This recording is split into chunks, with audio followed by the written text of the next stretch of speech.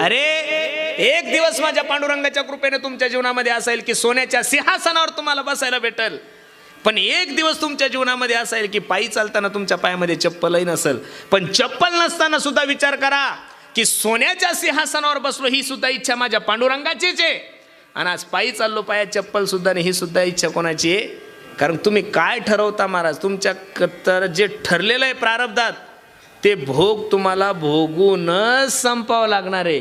तुमचा भास आहे की तुम्ही लय मोठे कीर्तनकार आहे, तुम्ही लय मोठे पदावर आहे, तुम्ही लय मोठे खासदार आहे, तुम्ही लय मोठे मंत्री, तुम्ही लय मोठे. क्षण सुद्धा लागत नाही महाराज तुमचं आयुष्य खराब व्हायला. एक सांगू, माणूस मेला ना त्या क्षणाला त्याचं नाव कट होतं डायरेक्ट. देशाचा पंतप्रधान मरू द्या, महाराज मरू द्या, लोक म्हणतात का पुरुषोत्तम महाराज येत आहे? लोक डायरेक्ट म्हणतात बॉडी येत आहेत. काय म्हणतात? संपलं. मेल्यावर तुमचं नाव गेलं. 17 दिवसात सातबाऱ्यातून वजा 17 दिवस फक्त. किती?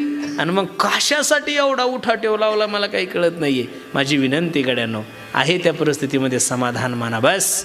त्याच्यासारखं सुख, त्याच्यासारखं समाधान कशातच नाही. अरे लोकांनी म्हणाव तुम्ही थांबलं पाहिजे, त्याच्या अगोदर माणूस दशरथाचा एक केस पांढरा झाला होता. कोणता? दशरथाचा एक केस पांढरा झाल्यानंतर दशरथाने प्रभू रामचंद्राला रामगादी दिली. आपलं टक्कल पडलंय तरी आपण घर सोडायला तयार. 4 टोप घेतले तरी हा म्हणतो मी अजिबात नाही. थांबलं पाहिजे महाराज, योग्य वेळेत थांबलं पाहिजे. थांबलं की आनंद आहे महाराज. कुठंतरी थांबलंच पाहिजे. नाही थांबलं मग प्रॉब्लेम होतात. लक्ष देऊन ऐका. जे चाललंय ते माझ्या भगवंताच्या सत्तेनं चाललंय. एक, जे झालंय ते माझ्या देवाच्या सत्तेनं झालंय. 2, आणि जे होणार आहे ते माझ्या भगवंताच्या सत्तेनं. म्हणून परमार्थामध्ये सर्वात घातक जर काय असेल तर तो लोभ आहे. काय आहे? लोभ आहे. आणि लोभ कोणाला सुटला नाहीये. तुम्हालाही सुटला नाही, मलाही सुटला नाही, जगातल्या कोणत्याच माणसाला लोभ सुटला नाही. आणि ज्याच्या अंतःकरणामध्ये लोभ नाहीये अशा माणसाला साधू म्हणायचं सांगितलंय. जो जगापासून विरक्त आहे, काळ सारावा चिंतने, एकांतवाशी देवाच्या पूजने प्रदक्षिणा तुळशीच्या. तुका म्हणे आम्हा एकांताचा वास, ब्रह्मी ब्रह्मरस. तुका म्हणे आता ऐका हे वचन. आणि ते जो नियाजन ज्यानं समाजापासून अलिप्त राहिलाय महाराज आपल्या मस्तीमध्ये. हा अपने धुन में रहता हूँ, राधे राधे कहता हूँ. बस आपल्या मस्तीत जे भेटल ते खायचं आणि देवाचं चिंतन करायचं. असा जो एकांतात भगवंताच्या मस्तीत जीवन जगतो त्याला साधू म्हणा. परमार्थासाठी सर्वात घातक काय असेल तर लोभ. एक पंडित माणूस अख्ख्या भारतातल्या पंडितावर त्यानं विजय मिळवला महाराज. एवढा वेदांत पंडित होता बाबा, त्याच्या समोर शास्त्र चर्चाच कोणी करत नव्हते. 12 वर्षे ऋषिकेशला अध्ययन केलं. किती वर्ष अध्ययन केलं? 12 वर्ष ऋषिकेशला अध्ययन केलं. भारतातला सगळ्यात मोठा पंडित झाला. त्याने विचार केला चला आपण आता घर सोडून 12-13 वर्ष झाले म्हणून घरी गेला. बायको वाट पाहत होती. 12 वर्ष झाले माझे मालक निघून गेले. टीव्हीवर नवऱ्याचं नाव पाहिलं की माझा मालक भारतातला सगळ्यात मोठा विद्वान व्यक्ती म्हणून त्यांना पारितोषिक मिळालंय. आणि घरी येत असताना बायकोनं औक्षण केलं, कपाळाला गंध लावलाय, आरती केली. आणि घरात येण्याच्या अगोदर बायको म्हणली का हो भारतातल्या सगळ्या पंडितावर विजय मिळवला, माझा एक छोटासा प्रश्न आहे. हा हसायला लागला. बाई गॅस सोडून तुला दुसरं कशाचं ज्ञान नाही, तू माझ्यासारख्या विद्वान माणसाला प्रश्न करती. अहो खरं आहे पण एक छोटासा प्रश्न आहे. बरं सांग. म्हणे पापाचा बाप कोण आहे? हा म्हणे आता 12 वर्षानं घरी आलो, पहिलं चहा पाणी तर पेव दे. ते म्हणे तसलं काही नाही, पापाचा बाप सांगायचा तरच घरात यायचं, नाही तर वड्यावर झोपायचं. घरी यायचं. आणि असंच आहे महाराज. किती मोठा माणूस असू द्या, अख्खं गाव त्याला भेटतं आणि ते घरात गेलं की म्याव. काही चालत नाही. नामांकित कीर्तनकार असू द्या, कीर्तनात नाव सांगणार अहम ब्रह्मास्मी तत्वमशी प्रज्ञानम ब्रह्म. ब्रह्माच्या गप्पा कीर्तनात करतं. घरी गेली की बायको म्हणते भोप्या अहम ब्रह्मास्मी. नो चॅलेंज आहे महाराज. कोरोनापेक्षा भयान व्हायरस या अजिबात नाही. कीर्तनकाराचं नुसते डोळे वाचले की पकवत पळत नाही हो. नुसतं डोळे वाचले बायकोन तरी कीर्तन रद्द करावं लागतं. एवढी ताकद आहे महाराज. बाबा काय देव. हे जे कमी वयात जे टकलं पडले ना महाराज, हे अर्ध्याचे बायकोमुळंच. हे वयाच्या अगोदर केस पांढरे व्हायला कारण कोणी ह्याचे महाराज. दुसरं काय ताण आहे हो माणसाला, काहीच नाही. यो म्हणलं कसं शक्य आहे. गेलं नदीवर, तिथं काय चालतं. गाडीवर ग्रंथ होते महाराज. ग्रंथ पाहायचं पापाचा बाप कोण, पापाचा बाप कोण, पापाचा बाप कोण. संध्याकाळचे 5 वाजले पण पापाचा बाप काही सापडत नाही. एक वेश्या गंगेवर स्नान करण्यासाठी आली आणि हा टेन्शन मध्ये दिसला आणि वेश्येने प्रश्न केला, कथम रोदिशी विप्रत्वम. शांत बैस ना. कथम रोदिशी विप्रत्वम काते चिंता बलियसी वदत्वम सत्वरम मय्यम सस्य दुःखस्य कारणम. का चिंता तू राहत महाराजी, तुम्ही काय टेन्शन आहे. तो म्हणला, तू शरीर विक्री करणारी वेश्या का ताण देतेस मला, तू तुझं काम कर, मला माझं काम करू दे. अहो सांगून तर बघा, मी जरी वेश्या असेल पण तुमच्या जर कामी पडले तर काहीतरी. काय काही नाही ग, अख्ख्या भारतातल्या पंडितावर विजय मिळवलाय मी. अख्ख्या भारतातल्या, आवाज कमी कर, पंडितावर विजय मिळवलाय. घरी गेल्यानंतर बायकोने प्रश्न केला, पापाचा बाप कोणी.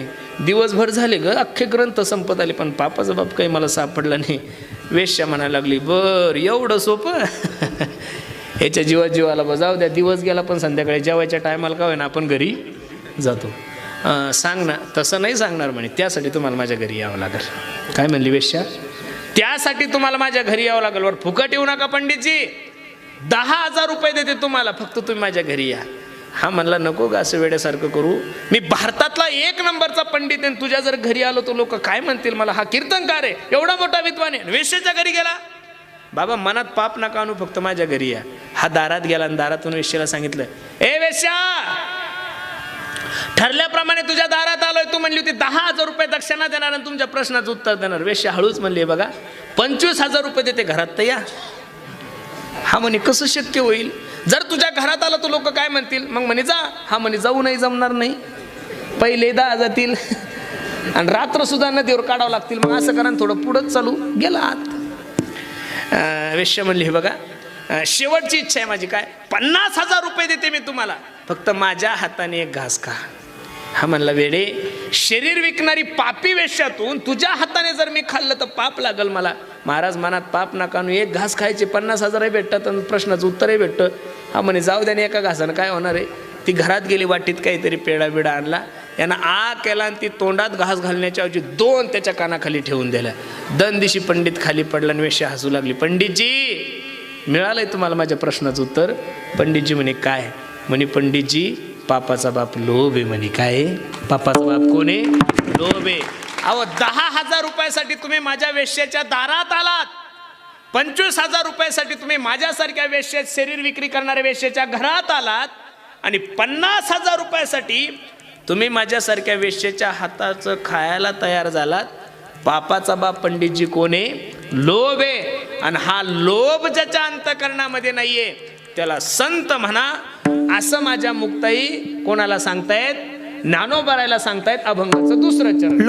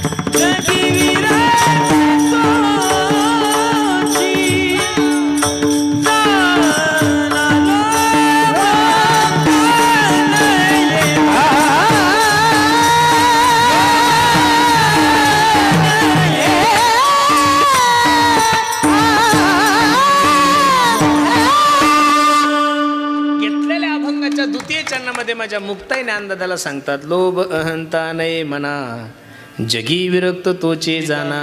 ह्या प्रमाणातून आपण एकच सिद्धांत घ्यायचा की संसारातही लोभ केला की त्याचं पतन होतं एक, आणि परमार्थात तो लोभ केल्यानंतर त्याचं पतन ठरलेलंच आहे. म्हणून संसारातही लोभ करू नका. संसारात तर किती लोभ आहे. सर्व सुखाची आशा जन्म गेला, क्षण एकमुक्ती यत्न नाही केला. हिंडता दिशाक्षी न फावला माया वेष्टीला, जीव माझा रात्रंदिवस मनुष्य नुसता धावतोय.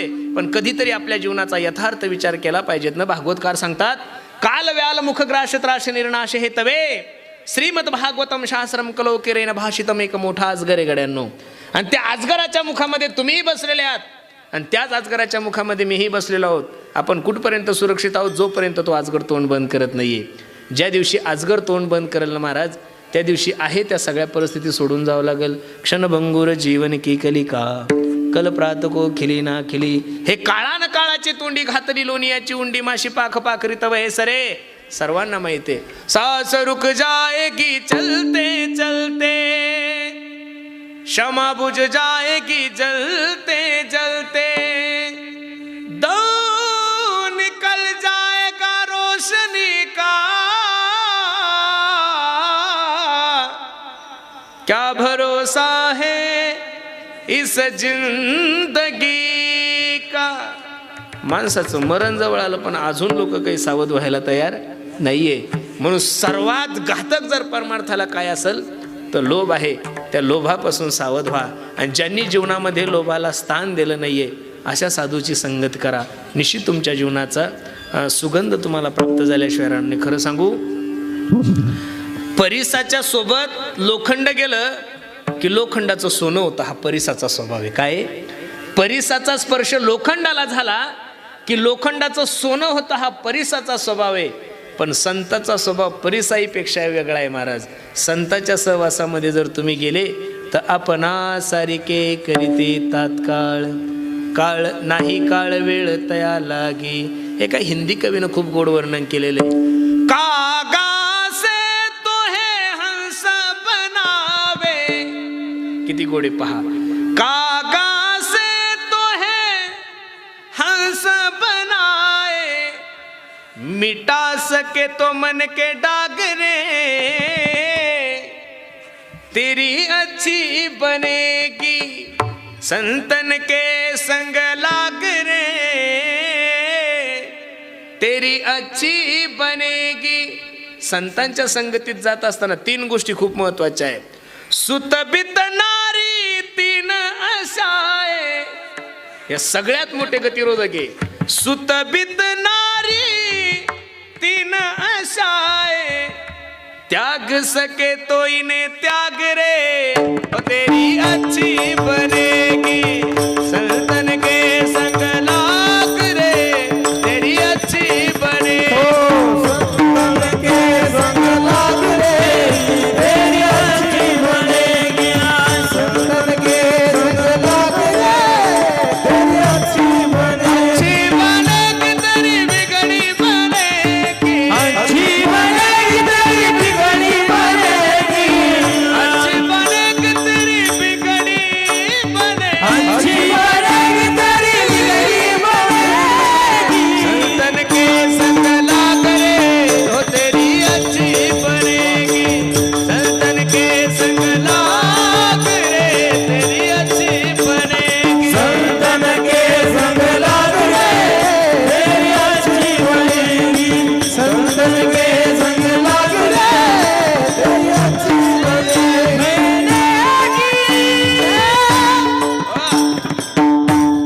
जीवनामध्ये सुगंध येण्यासाठी तुम्हाला कोणाच्या तरी अधीन जीवन करावं लागेल. एका माणसाने गुलाबाच्या फुलाला विचारलं, का रे फुला, किती गोंडच दिसतोय तू, किती सुंदर दिसतोय. त्या गुलाबाच्या फुलाने जे उत्तर दिलंय ते किती गोड आहे.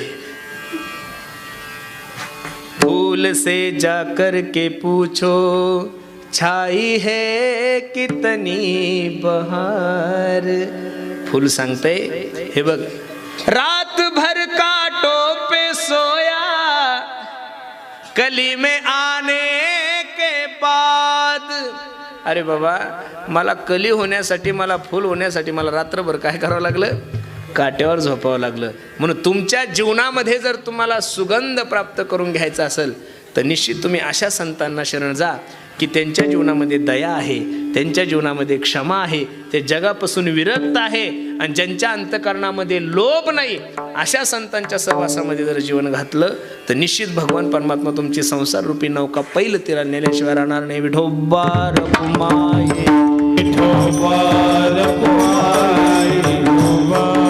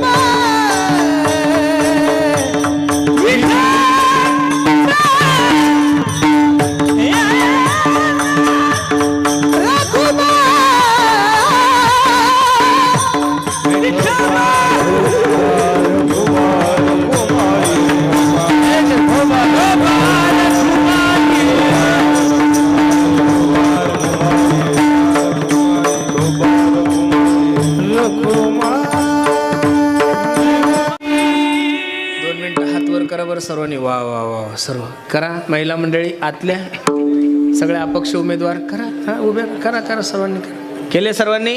वा वा वा. 2 मिनटं ज्या प्रभू रामचंद्राच्या जन्मोत्सवानिमित्त आपण उपस्थित आहोत त्या प्रभू रामचंद्राचं 2 मिनटं सर्वांनी प्रेमाने भजन करायचं.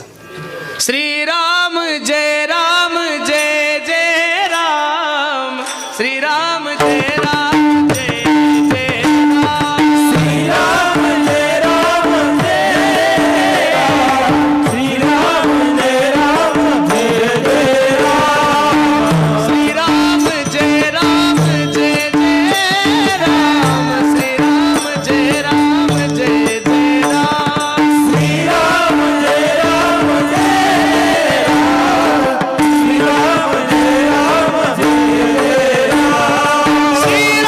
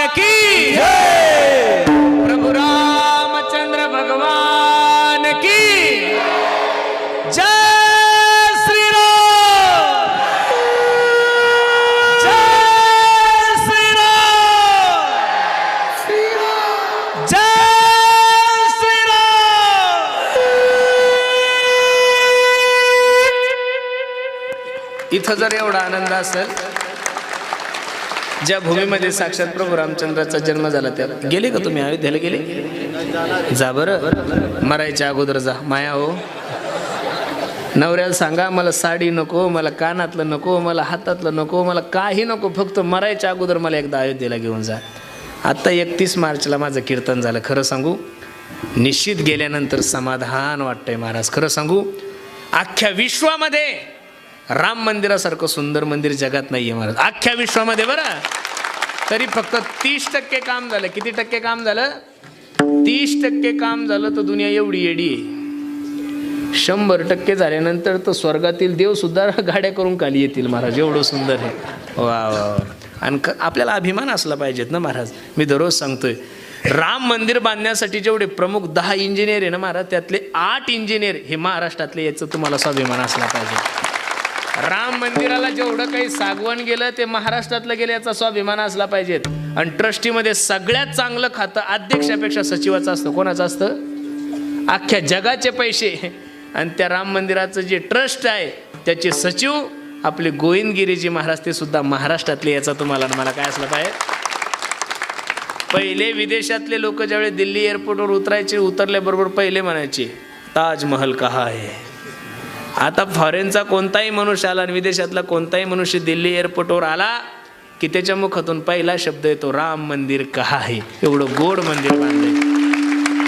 आणि त्या प्रभू रामचंद्राच्या जन्म उत्सवानिमित्त हा भव्य दिव्य स्वरूपाचा कार्यक्रम, आणि त्यानिमित्त तुम्हा सर्व मायबापांची सेवा करण्यासाठी घेतलेला जो अभंग होता मी, तो मुक्ताईचा होता. त्यातले 2 चरण आपण सोडवले. लेट जरी सुरू झालं तरी संपूर्ण टायमात हे हा तुमचा काय आहे? नेम आहे. नेमाच्या पुढं मी जाणार. मला माहिती आहे, मी रात्रभर जरी कीर्तन केलं तर तुम्ही काही सुधारणार का? लोड घेऊ एवढा? बरं, परमार्थात ओव्हर टाईमची व्यवस्था नाही अमोलजी का आहे? आणि वा वा वा, सध्या चांगले दिवस परमार्थाला आहे, त्याच्यामुळं कोणी होच म्हणतंय महाराज, बरोबर आहे का नाही? म्हणून खूप सुंदर नियोजन केलं. कसा वेळ गेला निघून गेला काहीच कळालं नाही महाराज. काय आहे माहिती आहे का, एकही विनोद न करता सुद्धा कीर्तन होतं. हे मी आज ट्राय करून पाहिलं. बरं अमोल, तू ज्या वेळेस येतो त्यावेळेस मी प्रॅक्टिसचे कीर्तनं करतो. थोड्या वेळामध्ये या अभंगाला जसे ज्ञानोबराय तुकोबरायाने मला बुद्धी दिली तसं मी सांगण्याचा प्रयत्न केला.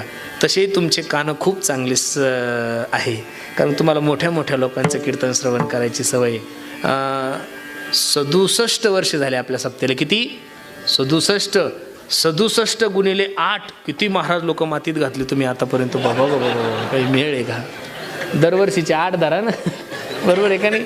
एवढे महाराज लोक तुम्ही उघडून पेले, बरोबर आहे का नाही? बहुतांशी एवढे दिवस परंपरा कुठली चालत नाही. तर सप्ते काय महाराज, पहिल्या वर्षी ढामढूम, दुसऱ्या वर्षी ढामढूम आणि तिसऱ्या वर्षी. पण 67 वर्षापासून ही आपण प्रभू रामचंद्राची परंपरा एवढी चांगल्या प्रकारे सांभाळत आहात. मी प्रभू रामचंद्राच्या चरणी प्रार्थना करतो की तुमच्या सप्त्याची शताब्दी सुद्धा या ठिकाणी झाली पाहिजे, आणि त्या शताब्दीत सुद्धा माझं कीर्तन असलं पाहिजे. ऐकणारे बदलले तरी चालतील, गायक तेच पाहिजेत, पखवाजा सुद्धा तेच पाहिजेत. हे 3 बदलायला नको. आता ऐकणारे बदलले तरी चालते, कारण की ते आपण आणू शकतो, बरोबर आहे का नाही? आणि कीर्तनकार, गायक, वादक बदलायला नको. म्हणून खूप सुंदर नियोजन तुम्ही सर्व मंडळींनी केलं आहे. अगदी थोड्या वेळामध्ये अभंगाची भूमिका मला जसं जमलं तसं मी सांगण्याचा प्रयत्न केला. आवर्जून जाता जाता सर्वांना विनंती करील, देशाविषयी धर्माविषयी स्वाभिमान बाळगा. आमच्याहीपेक्षा चांगला परमार्थ करणारे लोक आहात महाराज तुम्ही. मी काय शब्द वापरला आहे? आमच्याहीपेक्षा चांगला परमार्थ करणारे लोक आहात. आमचा तर धंदाच आहे. आम्ही जे परमार्थ तुम्ही करता ते लोक आम्ही करू शकत नाही. बरेचसे लोक इथं मध्ये बसलेले असतील की ते महिन्याला पंढरपूरला जात आहेत महाराज. आम्ही महाराज असून सुद्धा गेलो तर आषाढीला मध्ये आधी कीर्तन असलं तरच, नाही तर आवर्जून पंढरपूरला जाणं सुद्धा आमचं होत नाहीये. इथं बरेचसे काही वारकरी असे असतील की ते महिन्याला आळंदीला वारीला जात असतील महाराज, बरोबर आहे का नाही? म्हणून मी निश्चित सांगतो, बाकीच्या कीर्तन करायचं काय मनोगत आहे ते बुद्धिमान असतील, ते श्रेष्ठ असतील, पण मी सांगतो निश्चित आमच्यापेक्षा तुम्ही लोक निश्चित परमार्थ खूप चांगल्या प्रकारचा करतात. म्हणून तुम्ही लोक सांभाळून घेतात म्हणून ही परंपरा चालू आहे महाराज. तुम्ही लोक आदर ठेवतात, सन्मान ठेवतात म्हणून ही परंपरा चालू आहे. म्हणून ज्ञानोबराय तुकोबराय तुमच्याकडून परमार्थाची सेवा अशीच करून घेऊ. देशाविषयी धर्माविषयी स्वाभिमान बाळगा. प्रत्येकाने एकत्रित या. ज्या दिवशी तुम्ही एकत्रित येसाल आज जसे सप्ताहासाठी माझ्या माता माऊल्या पुरुष मंडळी सगळे तरुण वर्ग एकत्रित आला, तसं जर तुम्ही हिंदू धर्मासाठी सर्व मंडळी एकत्रित राहिले तर मी प्रभू रामचंद्राच्या साक्षीने तुम्हाला सांगतो, भविष्यात 5 वर्षात हा माझा भारत देश हिंदू राष्ट्र झाल्याशिवाय राहणार नाही. फक्त त्यासाठी तुम्हाला काय करावं लागेल? संघटित राहावं लागेल, एकत्रित राहावं लागेल. राजकारण राजकारणाच्या बाजूला ठेवा, सप्ताच्या बाजूला ठेवा, प्रेमाच्या बाजूला ठेवा. ह्या जर गोष्टी तुम्ही वेगळ्या वेगळ्या ठेवल्या तर जीवनामध्ये कधीच गावात कधी भांडणं होणार नाहीये. म्हणून वयस्कर लोकांना तर द्यावे तेवढे धन्यवाद. 67 वर्षापर्यंत ही परंपरा तुम्ही इथं आणली आणि आता तुम्ही थांबून तुम्ही हे सगळं जो व्यवहार आहे तो कोणाच्या हातात द्यालाय? तरुणांच्या हातात द्याला. जेवढी वयस्कर लोकांची संख्या आहे त्याहीपेक्षा तरुणांची संख्या आहे. अरे जे पोरं बापाला बाप म्हणत नाहीये, जे पोरं मायला माय म्हणत नाहीये, जे देवाला मानत नाहीये, ग्रंथाला मानत नाहीये, ते जर पोरं आज कीर्तनकाराच्या समोर येऊन बसत असेल तर मी प्रभू रामचंद्राच्या साक्षीनं सांगतो, याच्यापेक्षा अजून वारकरी संप्रदायाला कोणते चांगले दिवस पाहिजेत महाराज. पूर्वी परमार्थ म्हणला की म्हाताऱ्या लोकांचा होता, आता तरुण कीर्तनकार असला तर 75 ते 80% तरुणांची संख्या आहे. आणि मी नारदाच्या गादीवरून आव्हान करतो, महाराष्ट्रातला सर्व तरुण जर माझ्या ज्ञानोबराय तुकोबरायच्या विचाराच्या जवळ आला तर मी तुम्हाला नारदाच्या गादीवरून सांगतो, भविष्यात 5 वर्षात महाराष्ट्रात वारकरी संप्रदायाची क्रांती झाल्याशिवाय राहणार नाही महाराज. कारण या समाजाला स्थिर ठेवण्यामध्ये, या समाजाला व्यसनापासून दूर करण्यामध्ये, या समाजाला जातीवादापासून दूर करण्यामध्ये, या समाजाला एका छत्राखाली आणण्यामध्ये सर्वात मोठं योगदान जर या महाराष्ट्रामध्ये कोणाचं असेल तर ते फक्त आणि फक्त माझ्या ज्ञानोबराय तुकोबरायचं आहे. आणि त्या ज्ञानोबराय तुकोबरायची परंपरा तुम्ही एवढी चांगली चालवता, द्यावे तेवढे धन्यवाद. प्रत्येकाने देशाची धर्माची सेवा करा, गळ्यामध्ये पवित्र तुळशीची माळ घाला, कपाळाला गोपीचंदन टिळा लावा आणि जीवनामध्ये व्यसन करू नका. तुम्ही सगळे हवेच्या कडेचे गाव आहे, देवानं सगळं दिलंय. लक्ष्मी पाणी भरती तुमच्या घरी, तुम्हाला काहीच करायची गरज नाही. पोराव, बापाची आहे तेवढी सांभाळा, बाकी काही करायची गरज नाही. फक्त गुंठ्या वाईस विकू नका. एवढं जरी सांभाळलं तरी तुम्हाला म्हातारपणापर्यंत पैसे कमी पडणार नाहीये. म्हणून बापाची खरी संपत्ती जी आहे ते मुलं निर्व्यसनी राहणं जगातील सगळ्यात मोठी संपत्ती आहे. जीवनामध्ये व्यसन करू नका, तुम्हाला जीवनात कोणत्याच गोष्टीची कमी पडणार नाही. आणि सर्वात महत्त्वाची गोष्ट, प्रत्येकानं आपल्या आईवडिलाची सेवा करा. इच्छा नव्हती पण खालून 2 ऑफर आल्या. एक पिंगळ्याची आली, पण आमचा पिंगळा ज्याचं त्यानं म्हणलं पाहिजेत महाराज, बरोबर आहे का नाही? ते म्हणतात आईचं गीत म्हणा, म्हणून मागच्या वर्षी राहून गेलो होतो, बरोबर आहे का नाही? आता ह्या वर्षी ते म्हणे महाराज तुम्ही किती बी काही चांगलं कीर्तन केलं तर येऊन घोडा अडकतं तिथंच. ते बोलू शकतो महाराज. सुरेश वाडकर खूप प्रसिद्ध गायक होते, हजारो गाणे गायले, पण जिथं भजनाला जातील तिथं लोक त्यांना ओमकार स्वरूपाच गायला लावायचे. कारण ती एक माणसाची काय असती, प्रसिद्धी असती. तुम्ही कुठंही जा, ते जिथं जातील तिथं लोक म्हणतात खालून चिठ्ठ्या यायच्या, ओमकार स्वरूपा म्हणा, बाकी काही नाही. आता विशाल महाराजांचा पिंगळा याच्या अगोदर नव्हता का हो? याच्या अगोदरही भरपूर गायकांनी गायला, पण आमच्या विशाल महाराजांच्या कंठामध्ये सरस्वती असल्यामुळे तो तुम्हाला सगळ्याला भावला. काही मूर्ख म्हणतात की पिंगळा सोडून काही येत नाही. मूर्खा, तू फक्त पिंगळाच ऐकला, त्या पिंगळ्याच्या अगोदर आमच्या खोलेबाचं कीर्तन ऐक, तुझी बुद्धी ठीक झाल्याशिवाय राहणार नाही महाराज. ही वस्तुस्थिती आहे ना.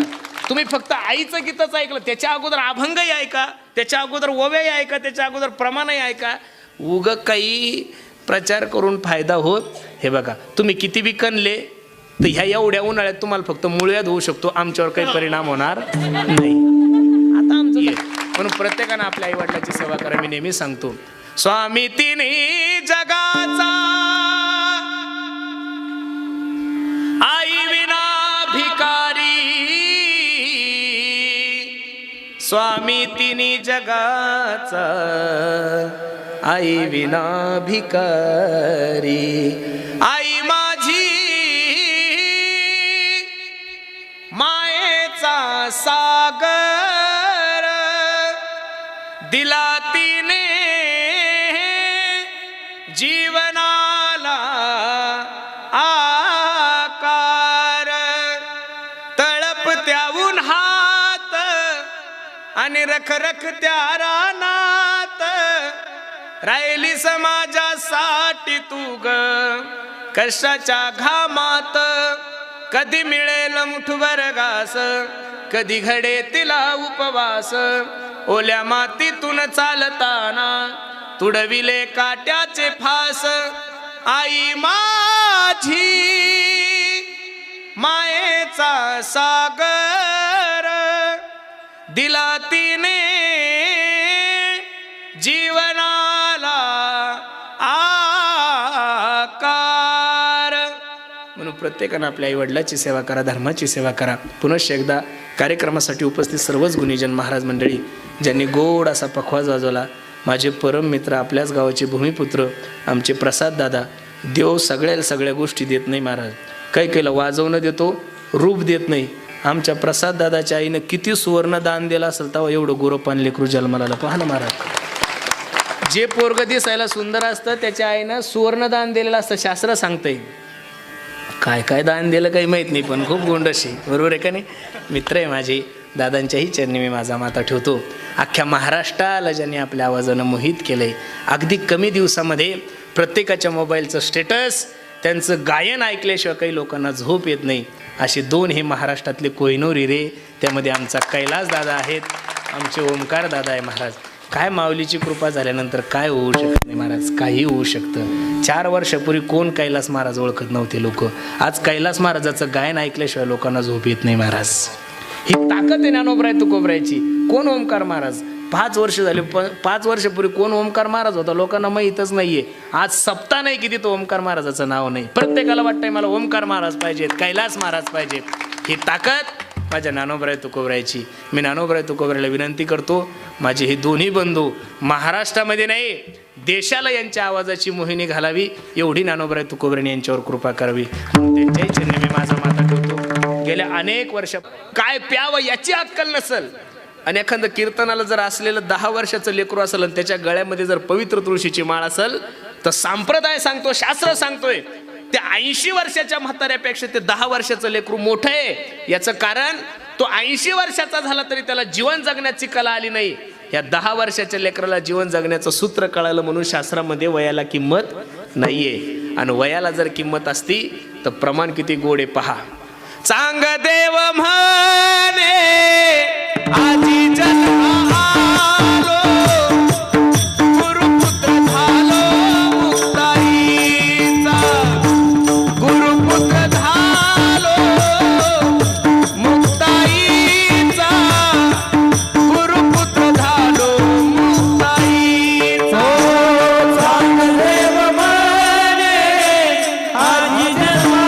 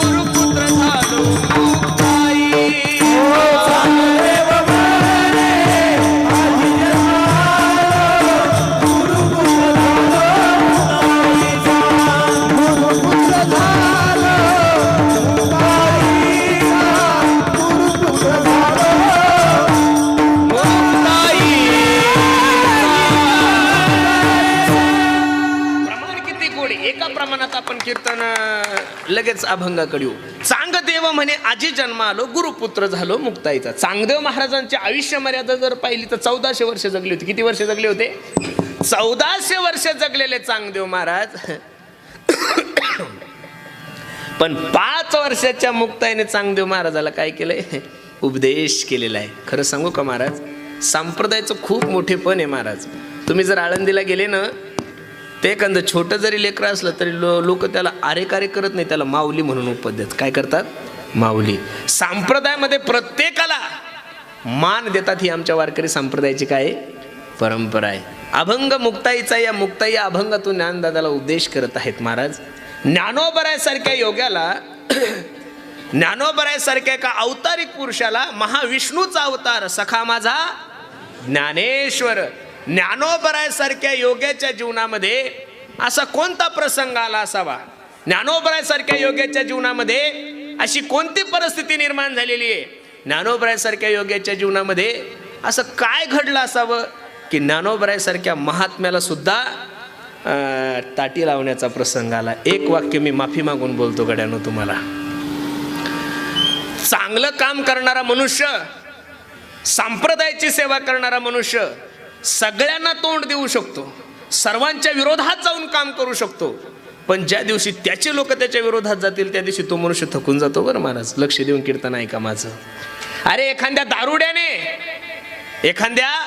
दारुड्याने कीर्तनकाराचा, गायकाचा, वादकाचा विरोध केला चालेल ना महाराज, आम्हाला सहन करू आम्ही.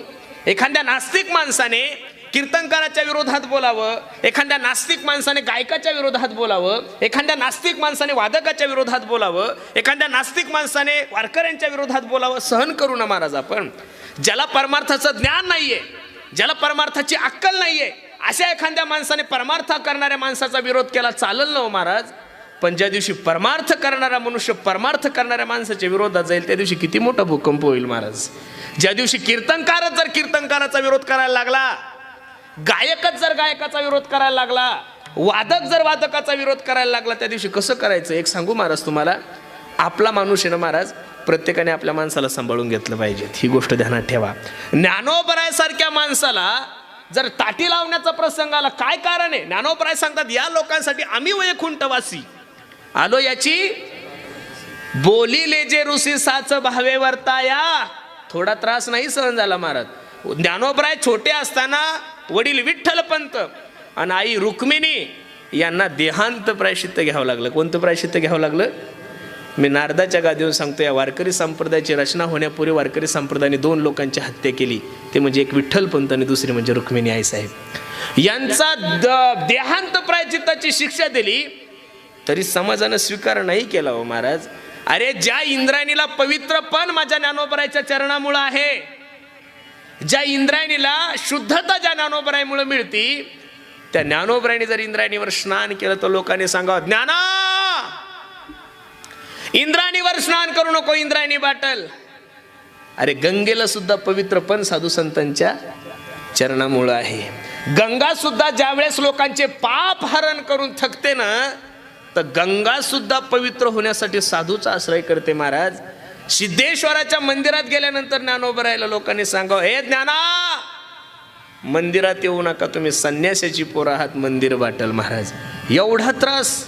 एक सांगू का, मी माफी मागून एक वाक्य बोलतो. कीर्तनकार, गायक, वादक, महाराज मंडळी, परमार्थ करणारी मंडळी, आपले खूप चांगले दिवस आहे महाराज आज. जर तेवढा त्रास आजकालच्या कीर्तनकाराला आणि गायक वादकाला झाला तर मी नारदाच्या गादीवर सांगतोय, माळी तोडून फेक. आणि आपले माणसं ज्या दिवशी आपला विरोध करतील ना, त्या दिवशी मनुष्य थकून जातो. मी नेहमी एक आवर्जून उदाहरण सांगत असतो. एका दुकानामध्ये एक सोन्याचं दुकान होतं आणि एक लोखंडाचं दुकान होतं. दुपारची जेवणाची सुट्टी झाली, लोखंड आणि सोनं चर्चा करायला लागलं. त्यावेळेस सोनं लोखंडाला सांगतं, ए लोखंडा, काय रे सोन्या, माझाही मालक मला ठोकतो, तुझाही मालक तुला ठोकतो. काय म्हणलं सोनं लोखंडाला? लक्ष देऊन ऐका बरं, खूप मार्मिक दृष्टांत आहे, थोडं लक्ष द्या. सोनं आणि लोखंड दुपारच्या सुट्टीत जेवायला बसल्यानंतर सोनं लोखंडाला सांगतं, हे लोखंडा, माझाही मालक मला ठोकतो, तुझाही मालक तुला ठोकतो, पण माझा मालक ज्यावेळेस मला ठोकतो ना लोखंडा, त्यावेळेस मी तुझ्यासारखा आवाज नाही करत रे. ज्यावेळेस तुझा मालक तुला ठोकतो ना लोखंडा, अख्खी गल्ली जागी करतो तू.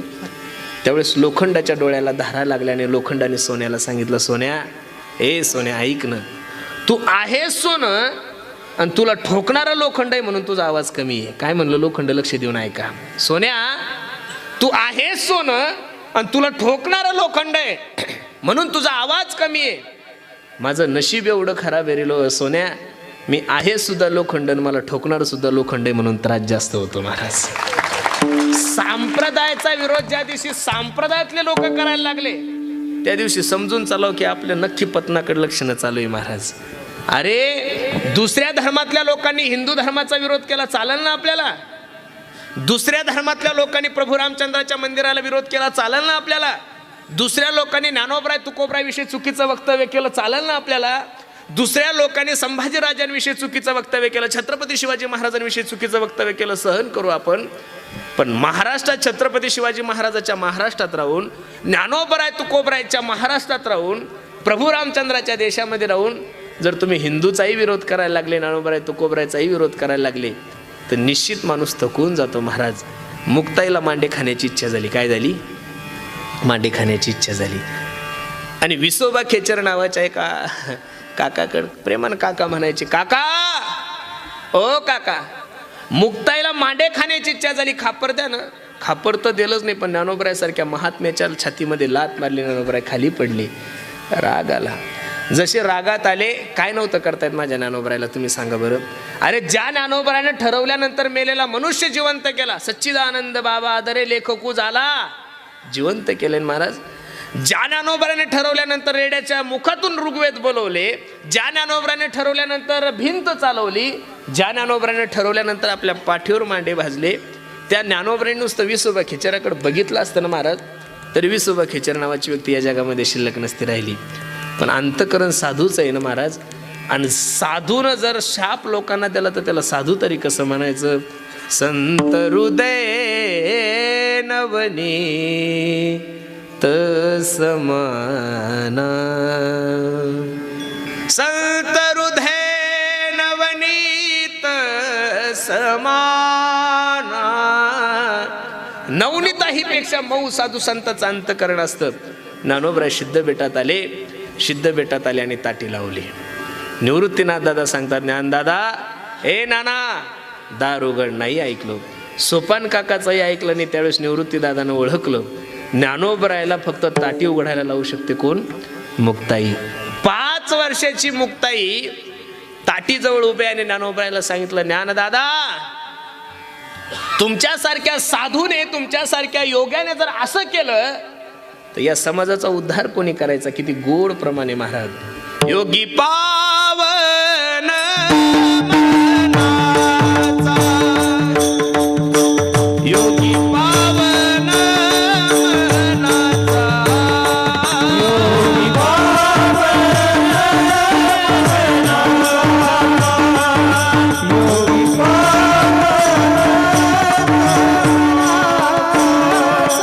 योगी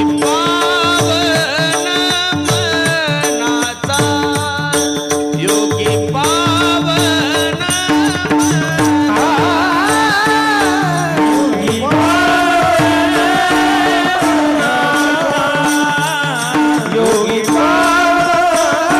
योगी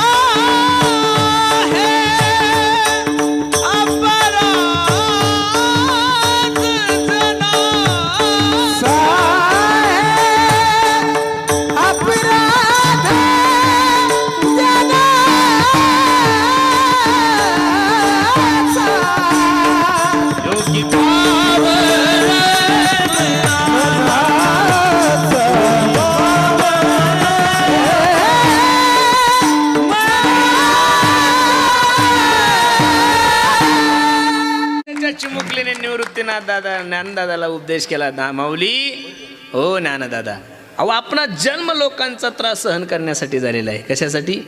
जगाच्या कल्याणा, संताच्या विभूती, देह कष्टविती, परोपकारे. तुमचा आणि माझा जन्म समाजाचा त्रास सहन करण्यासाठी झालाय माऊली. आणि तुमच्यासारख्या महात्म्याने जर असं केलं तर योगी पावन मनाचा साहे अपराध जनाचा. खूप मुक्ताईने सांगितलं. पण ज्ञानोबराय मात्र एकही दोन बोलत नाहीये. त्यावेळेस मुक्ताईने ज्ञानदादाला संताचे लक्षण सांगत असताना 5 वर्षाच्या मुक्ताईने ज्ञानोबरायला जो उपदेश केलेला आहे ते मुक्ताबाई अभंगाच्या पहिल्या चरणात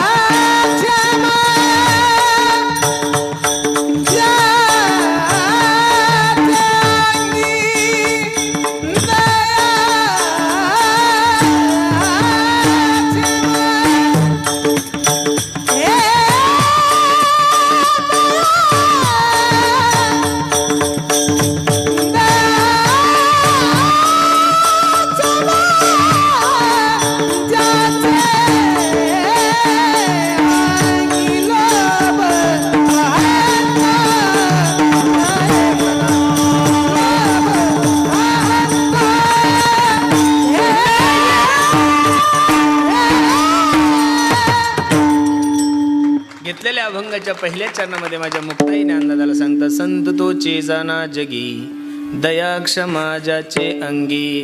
ज्ञानोबरायसारख्या महात्म्याला मुक्ताई काय करतायत ते उपदेश करतायत. खरं सांगू का महाराज तुम्हाला, उपदेश करणाराही अधिकारी असावा लागतो, ज्याला उपदेश करायचा तोही अधिकारी असावा लागतो. बरे का नाही? वक्ता जर म्हणला, कीर्तनकार असो कोणीही असो, जो बोलणार आहे तो चुकणार आहे. बरोबर आहे का नाही? जो बोलणार आहे तो चुकणार आहे. गोंदवलेकर म्हणून एक खूप मोठे संत या परिसरामध्ये खटावमधून दहीवडलं. बरोबर आहे का नाही? दहीवडी ना, त्या गोंदवलेकरांचे एक शिष्य होते महाराज. दुसऱ्याला माफ करत असताना अंतकरण किती मोठं पाहिजेत माझे गुरुजी मला सांगतात. पुरुषोत्तम, त्या गोंदवलेकरांचा एक शिष्य होता. एवढं प्रेम होतं गोंदवलेकरांचं त्यांच्यावर की बाप रे बाप रे बाप, अति प्रेम होतं त्या शिष्यावर. त्या शिष्याकडून एक चूक घडली महाराज. सकाळी 4 वाजता गोंदवलेकर प्रार्थनेसाठी उठलेले आहे आणि त्यांच्या शिष्याला आणि एका स्त्रीला नग्न अवस्थेमध्ये गोंदवलेकरांनी पाहिलं. काय करायला पाहिजे होतं महाराज गोंदवलेकरांनी? ज्या शिष्यावर अति प्रेम आहे, ज्या शिष्यावर मनापासून प्रेम केलंय, त्या शिष्याला ज्यावेळेस एखाद्या स्त्रीसोबत नग्न अवस्थेत पाहिल्यानंतर किती मोठं दुःख झालं असेल गोंदवलेकरांना. गोंदवलेकरांचं अंतकरण किती मोठं आहे पहा. अंगावर जो पंचा होता तो पंचा काढला आणि कुठं टाकला? त्या मायमाऊलीच्या अंगावर टाकलाय. कोणाच्या अंगावर टाकला? त्या दोघांच्या अंगावर टाकला. दुसऱ्याचे गुन्हे माफ करत असताना एवढं मोठं अंतकरण नाही होणार तुमचं, पण थोडं तरी मोठं करायला शिका. अरे प्रत्येकाने जर प्रत्येकाचा विरोध केला तर उद्या संप्रदायामध्ये कसं होणार महाराज? पुढारी जन्माला यायला काही पुण्य नाही लागत. बायको मेली की नवरा तयार असतो, नवरा मेला की पोरग तयार असतं, पोरग मेली की सून तयार असते, सगळे तयारच असतात. एखादा वक्ता तयार होण्यासाठी, एखादा पखवाजा तयार होण्यासाठी, एखादा गायक होण्यासाठी महाराज हजारो जन्म जावं लागतं, तेव्हा कुठे एखादा चांगला वक्ता होतो. आता आमच्यासारख्या लोकांनी किती जरी कीर्तन केलं तर नामदेव महाराज पठाडेसारखा परत वक्ता होईल का? कोणी बाबा महाराज सातारकरांसारखं होईल? परत नाही होणार. अहो किती गायकांनी चाला म्हणू द्या, भीमसेन जोशी सारखा परत गायक होईल, लता मंगेशकरांसारखी होईल? अजिबात नाही महाराज. कीर्तनकार तयार होण्यासाठी, कमीत कमी एक चांगला वक्ता होण्यासाठी 25-30 वर्षाने एखादा, अरे 40 वर्षे गेले, 30 वर्षे गेले, तेव्हा कुठं तुम्ही लोकांनी आज आमचा स्वीकार केलाय. केव्हा केलाय? 2024ला.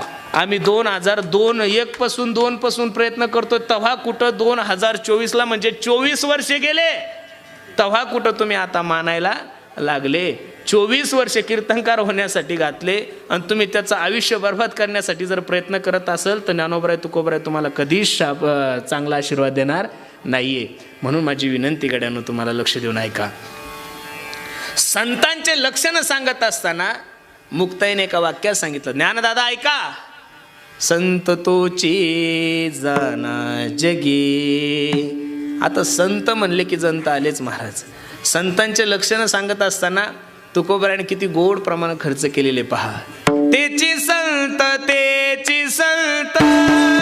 ज्यांचा हेत विठ्ठल, ज्यांचा हेत विठ्ठल, ज्यांचा हेत विठ्ठल. तेची संत ज्यांचा हेत विठ्ठल, ज्यांचा हेत